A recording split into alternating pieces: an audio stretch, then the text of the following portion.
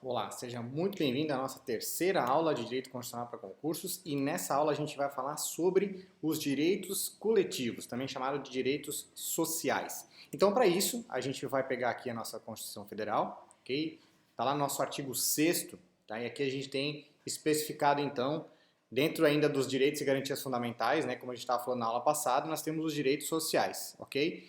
O artigo 6º diz o seguinte: são direitos sociais a educação, a saúde, a alimentação, o trabalho, a moradia, o transporte, lazer, segurança, previdência social, proteção à maternidade e à infância, assistência aos desamparados, tudo na forma dessa Constituição.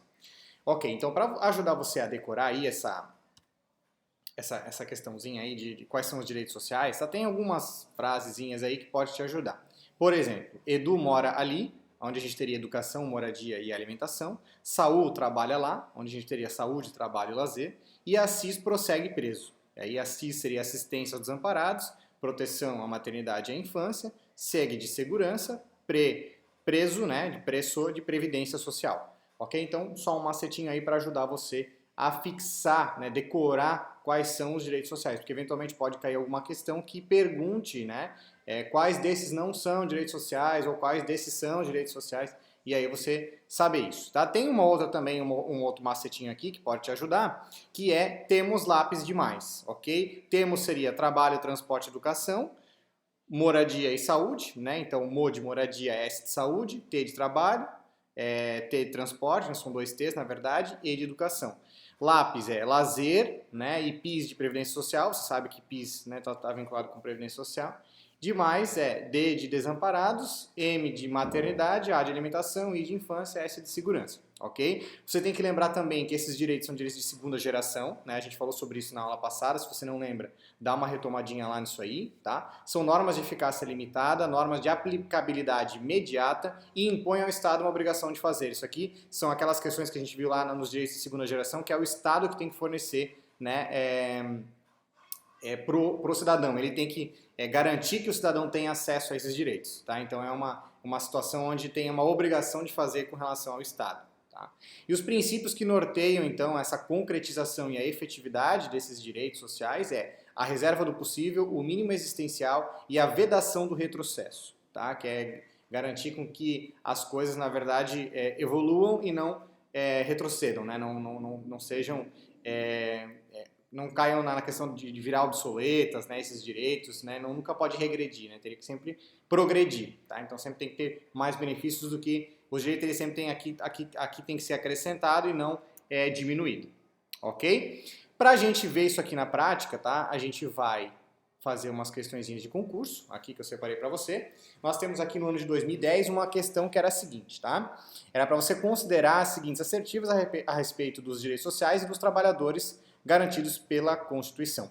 Antes de a gente fazer a questãozinha, deixa eu só te explicar mais uma coisa aqui, que na sequência da nossa Constituição, nós temos o artigo 7º, que continua falando do capítulo 2 dos direitos sociais, e aqui infelizmente, você vai precisar dar uma boa lida, como eu falei lá do artigo 5º, nós também temos bastante incisos aqui, que são os direitos dos trabalhadores, tá? Urbanos e rurais. Tá? Além de outros que visam a melhoria da sua condição social. Então nós temos aqui a relação de emprego protegida, o seguro-desemprego, fundo de garantia do tempo de serviço, salário mínimo, piso salarial, irredutibilidade do salário, salvo disposto em convenção ou acordo coletivo, isso é importante, tem uma questão de concurso que pergunta isso, tá? Então o salário, via de regra do trabalhador, ele nunca pode ser reduzido. Porém, se houver um acordo coletivo ou uma convenção, né, que pode ser feita lá com o sindicato da categoria, o salário pode sim ser reduzido.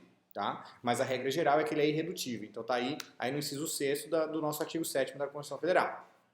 Garantia de salário nunca inferior ao mínimo, tá? Isso é uma garantia constitucional para os que recebem remuneração variável, né? 13º salário com base na remuneração, remuneração do trabalho noturno, proteção do salário na forma da lei, participação nos lucros, salário família, duração do trabalho normal, jornada de 6 horas, repouso semanal remunerado, remuneração de serviço extraordinário superior, gozo de férias, licença gestante, licença paternidade, proteção de mercado de trabalho da mulher, aviso prévio proporcional, redução dos custos inerentes ao trabalho, né, onde envolve a questão de higiene e segurança, adicional de remuneração para as atividades penosas e insalubres, né, que é a questão da insalubridade. Então, aqui a Constituição prepara uma série de direitos, prevê uma série de direitos que vão ser depois regulamentados por uma outra lei, né, uma lei infraconstitucional, que é a CLT, né, que é o Código da Legislação do Trabalho. Né? Então, é o Código Trabalhista, né? O Código do Trabalho, onde tem lá todas as exposições dos direitos, como que isso aqui especifica como que tudo vai ser pago. Né? Então, percebam que a Constituição Federal, ela estipula, por exemplo, que o funcionário ele pode ter direito à insalubridade, em condições insalubres, mas não especifica o que é uma condição insalubre, qual é o percentual que vai ser aplicado em cima do salário. Esse tipo de coisa, tudo vai ser definido depois numa lei posterior. Tá? Essa é a essência, né? A ideia, aquela questão que a gente estava falando lá do núcleo essencial, né? Nas aulas anteriores, com relação justamente a isso, tá? Com relação a isso ser regulamentado depois, a ser complementado por leis posteriores, ok? Seguindo aqui, nós temos ainda, tá? O artigo 8º, tá? Que é bom você ler também, ele tem alguns incisos, ele é bem menor que o artigo 7º, mas ainda tem, e fala sobre a associação profissional e sindical, ok? Que diz que é livre, né, a associação sindical, né? Que a lei não poderá exigir a autorização do Estado para a fundação de um sindicato, é vedada a criação de mais de uma organização sindical, ao sindicato cabe a defesa dos direitos e interesses coletivos ou individuais da categoria, né? Categoria que é o grupo profissional, né? Por exemplo, sindicato dos metalúrgicos, sindicato das empresas, das indústrias que fabricam cristal, né? Tudo tem uma categoria, né, de empresários, né? Por exemplo, os profissionais que trabalham com processamento de dados, né? Tem uma categoria, então a categoria é essa, ok? Assembleia Geral que vai fixar a contribuição, ninguém será obrigado a filiar-se ou se manter filiado ao sindicato, é obrigatória a participação dos sindicatos nas negociações coletivas de trabalho, que a gente inclusive falou sobre isso um pouco antes aqui, né, que é a questão da redutibilidade do salário, então só pode ser negociado nessas questões de sindicato. O aposentado filiado tem direito a votar, é vedada a dispensa do empregado sindicalizado, a partir do registro da candidatura, cargo de direção, representação sindical, etc. Então aqui tem o artigo 8º, que é bom você dar uma lidinha.